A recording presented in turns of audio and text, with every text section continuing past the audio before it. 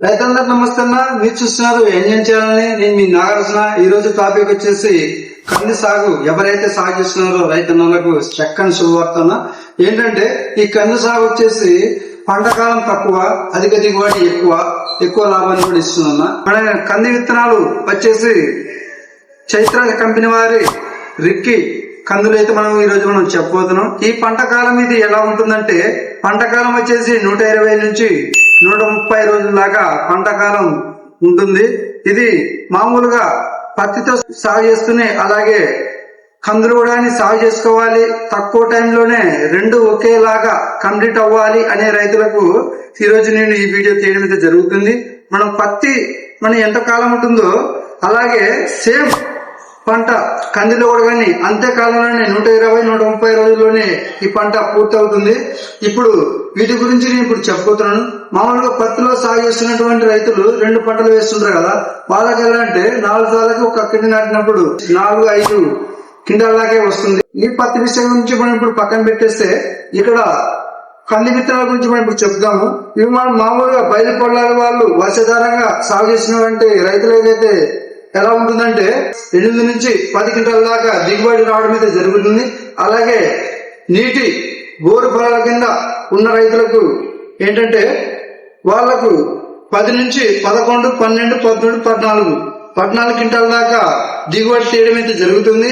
అలాగే పోయిన సంవత్సరం చాలా మంది రైతులు కందులు అధిక దిగుబడి తీశారు. హైయెస్ట్ దిగుబడి వచ్చేసి 14 క్వింటాల దాకా రావడం జరిగింది. ఇది అందరికీ రైతులకైతే సాధ్యమైతే కాదన్నా. మరి ఈ సంవత్సరం వాతావరణం ఏ విధంగా ఉందంటే కొంచెం కఠినంగా ఉందని మనం చెప్పుకోవచ్చు. దాన్ని బట్టి మనం చూసుకొని పంటలు వేసుకుంటే మనం కష్టం చేసేదాన్ని బట్టి మనకి ఏదో రూపంలో దేవుడు ఇస్తాడు. ఇప్పుడు పత్తిలో మనం ఏ తెగులు వచ్చినా గానీ ఏ చీడపురుగులు వచ్చినా గానీ వాటికి స్ప్రే చేస్తేనే వీటికి కూడా స్ప్రే చేయొచ్చు. మనకి అలా స్ప్రే చేసుకుంటే వెళ్తే మన పెట్టుబడి ఖర్చులు కూడా తగ్గుతాయి.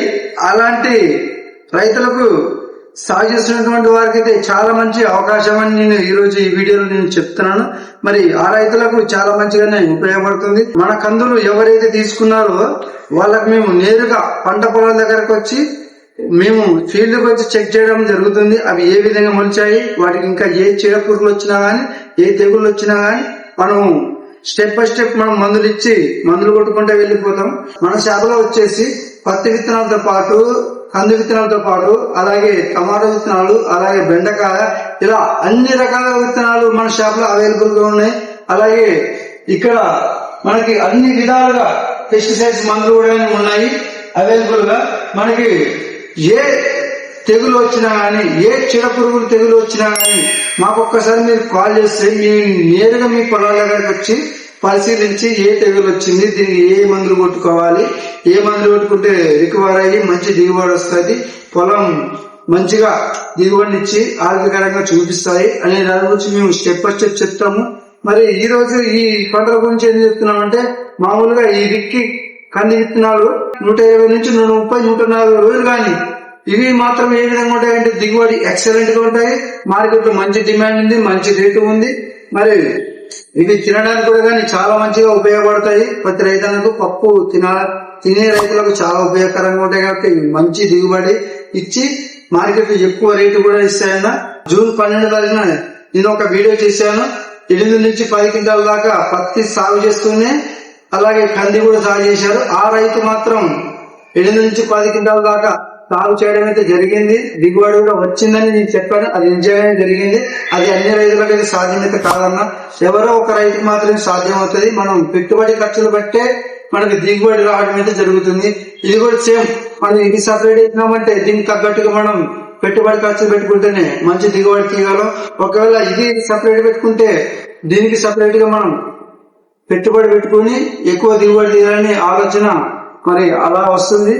మరి ఈ రోజు ఈ విత్తనాల గురించి నేను ఇప్పుడు చెప్పాను కదా, మళ్ళీ మీరు ఏ విత్తనాలు వేశారు, అవి పోయిన సంవత్సరం ఎంత దిగుబడి వచ్చిందో వాటి గురించి కూడా కామెంట్ చేయండి. రైతులకు ఏ పెస్టిసైడ్స్ మందులు కావాలనుకున్నా, ఏ పత్తి విత్తనాలు కావాలనుకున్నా, ఇతర విత్తనాలు కానీ ఏ ఫెర్టిలైజర్స్ కావాలనుకున్నా మీరు ఈ కింది నెంబర్ కాల్ చేయండి, మేము మీకు అందుబాటులో ఉంటాం. ఇది వచ్చేసి మన కర్నూలు జిల్లాలో మన కోడూరు మండలంలో ఎమ్మిగుట్టు వెళ్లే దారిలో నవతాస్ ట్రాన్స్పోర్ట్ ఎదురుగా మన ఓం అగ్రిమెంట్ షాప్ ఉంటుంది. మీరు కాల్ చేస్తే మీకు అందుబాటులో ఉంటాం. మళ్ళా రేపటి మళ్ళీ కలుద్దాం. బాగా అందరూ నమస్తే.